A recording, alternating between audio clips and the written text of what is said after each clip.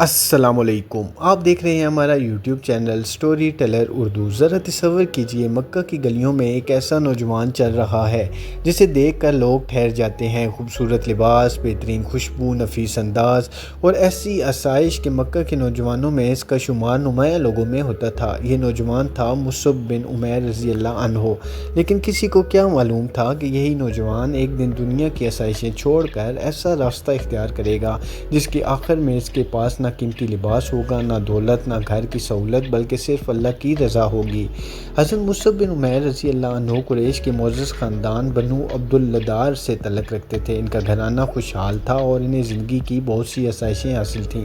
ان کی جوانی مکہ کے آرام دہ ماحول میں گزری، لیکن پھر ایک خبر نے ان کی پوری زندگی کا رخ بدل دیا۔ مکہ میں محمد صلی اللہ علیہ وسلم اللہ کی طرف سے ایک نئی دعوت لے کر آئے تھے۔ آپ صلی اللہ علیہ وسلم لوگوں کو ایک اللہ کی عبادت کی طرف بلاتے تھے۔ یہ دعوت اس معاشرے کے لیے بہت بڑی تبدیلی تھی اور قریش کے سردار اس کے سخت مخالف تھے۔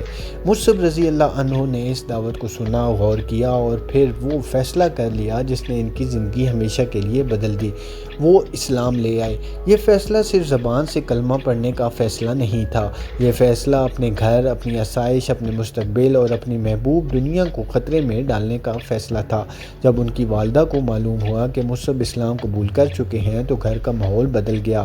روایتوں میں آتا ہے کہ ان پر سختی کی گئی اور انہیں اپنے دین سے پیچھے ہٹانے کی کوشش کی گئی، لیکن جس دل میں ایمان اتر چکا ہو اسے دنیا کی دھمکیاں آسانی سے نہیں بدل سکتی۔ مصعب رضی اللہ عنہ اپنے ایمان کو نہیں چھوڑا۔ سوچئے، ایک طرف گھر کی آسائشیں تھیں، دوسری طرف ایمان۔ ایک طرف مکہ کے آرام تھے، دوسری طرف ایک ایسا راستہ جس میں تکلیف، مخالفت اور جدائی تھی، اور مصعب رضی اللہ عنہ ایمان کو منتخب کیا۔ ان کی زندگی کا یہ مرحلہ ہمیں یہ بتاتا ہے کہ ایمان صرف اس وقت کا نام نہیں جب حالات ہمارے حق میں ہوں۔ اصل امتحان اس وقت ہوتا ہے جب حق کو قبول کرنے کی قیمت ادا کرنی پڑے۔ مصعب رضی اللہ عنہ نے اسلام قبول کیا تو ان کی زندگی کی آسائشیں کم ہوتی چلی گئیں۔ وہ نوجوان جو کبھی بہترین لباس پہنتا تھا، اب وہ اللہ کی راہ میں سختیاں برداشت کر رہا تھا۔ پھر اسلام کی تاریخ میں ایک ایسا مرحلہ آیا جس نے مصعب رضی اللہ عنہ کا مقام ہمیشہ کے لیے بلند کر دیا۔ مدینہ سے کچھ لوگ مکہ آئے اور انہوں نے رسول اللہ صلی اللہ علیہ وسلم سے ملاقات کی، انہوں نے اسلام قبول کیا اور واپس مدینہ جانے لگے۔ اب ضرورت تھی ایسے شخص کی جو مدینہ جا کر لوگوں کو قرآن اور اسلام کی تعلیم دے، انہیں دین سمجھائے اور وہاں اسلام کی دعوت پہنچائے۔ رسول اللہ صلی اللہ علیہ وسلم نے مصعب بن عمیر رضی اللہ عنہ کو مدینہ بھیجا۔ ذرا اس منظر کا تصور کیجئے، ایک ایسا نوجوان جو خود اب بھی جوان ہے، جس نے اپنے گھر کی آسائشیں چھوڑ دی ہیں، اب ایک نئے شہر کی طرف روانہ ہو رہا ہے۔ اس کے پاس دنیاوی طاقت نہیں، کوئی لشکر نہیں، کوئی دولت نہیں، اس کے پاس قرآن، ایمان، اخلاق اور رسول اللہ کی دی ہوئی ذمہ داری ہے۔ مدینہ پہنچ کر حضرت مصعب رضی اللہ عنہ نے دعوت کا کام شروع کیا۔ وہ لوگوں سے ملتے، قرآن سناتے، اللہ کی وحدانیت سمجھاتے اور اسلام کی تعلیم دیتے۔ اسی دوران ایک واقعہ پیش آیا جو دعوت کے انداز کی ایک خوبصورت مثال بن گیا۔ مدینہ کے دو بصر افراد سعد بن معاذ اور اسد بن زرارہ کے ساتھ حضرت مصعب رضی اللہ عنہ کی گفتگو ہوئی۔ سعد بن معاذ رضی اللہ عنہ ابتدا میں اس دعوت سے خوش نہیں تھے، لیکن مصعب رضی اللہ نے غصے کا جواب غصے سے نہیں دیا۔ انہوں نے کہا، پہلے بیٹھ کر سن لیجئے، اگر بات پسند نہ آئے تو ہم رک جائیں گے۔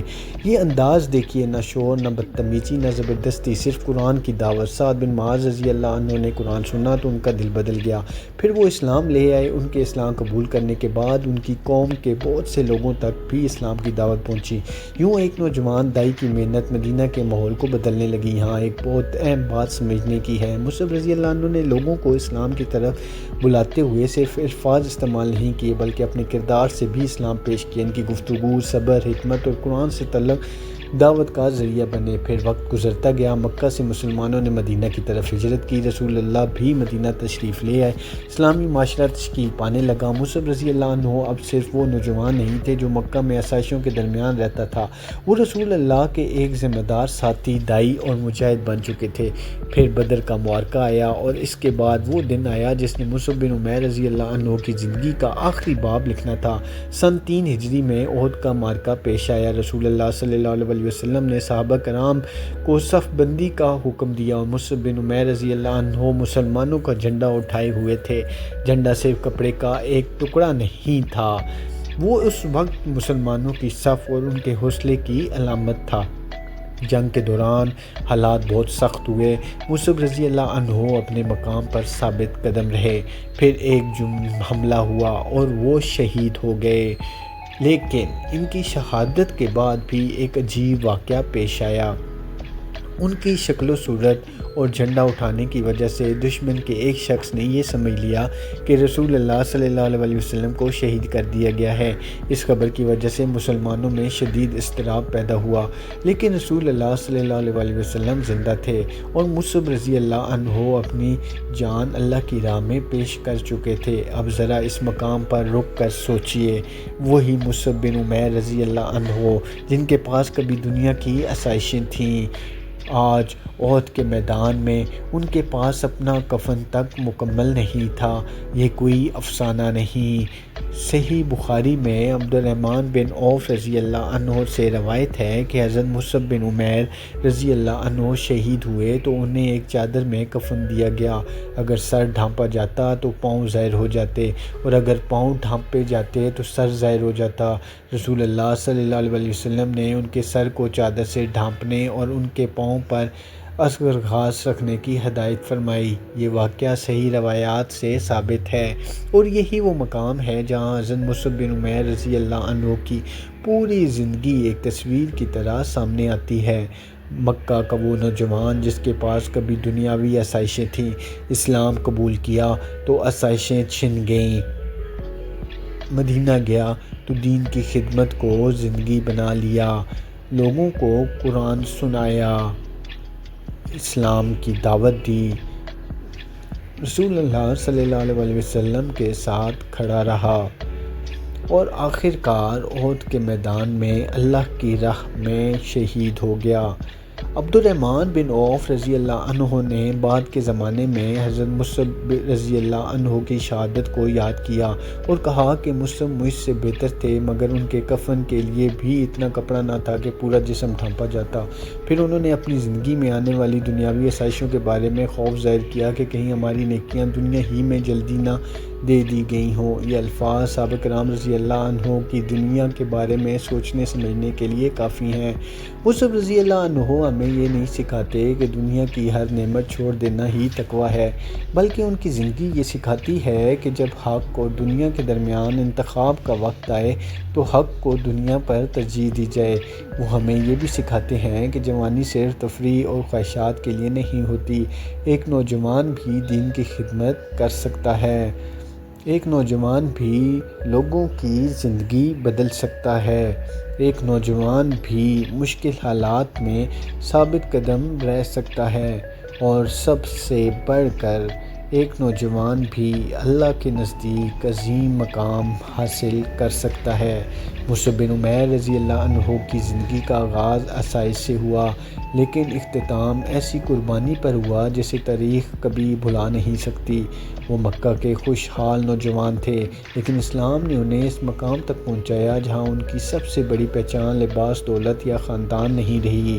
ان کی پہچان ایمان بن گیا، ان کی پہچان قرآن بن گیا، ان کی پہچان دعوت بن گئی، اور ان کی آخری پہچان شہادت بن گئی۔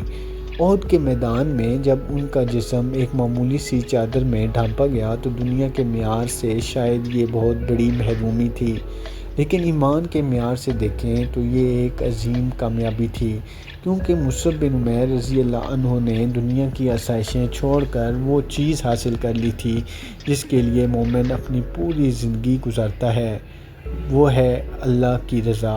اور شاید یہی حضرت مصعب بن عمیر رضی اللہ عنہ کی زندگی کا سب سے بڑا پیغام ہے۔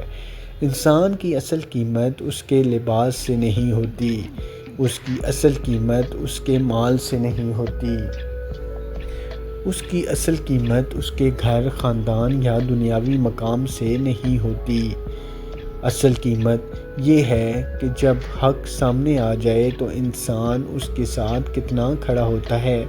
مصعب بن عمیر رضی اللہ عنہ نے اسلام کو صرف قبول نہیں کیا، انہوں نے اسلام کو اپنی زندگی بنا لیا، اور پھر اپنی زندگی اللہ کی راہ میں پیش کر دی۔ اللہ تعالیٰ حضرت مصعب بن عمیر رضی اللہ عنہ سمیت تمام صحابہ کرام رضی اللہ عنہ سے راضی ہو، ان کے درجات بلند فرمائے اور ہمیں بھی ان کے ایمان، اخلاص، صبر اور قربانی سے سبق حاصل کرنے کی توفیق عطا فرمائے، آمین۔ مزید اس طرح کی معلوماتی ویڈیوز دیکھنے کے لیے ہمارے چینل کو سبسکرائب ضرور کریں۔ بہت شکریہ۔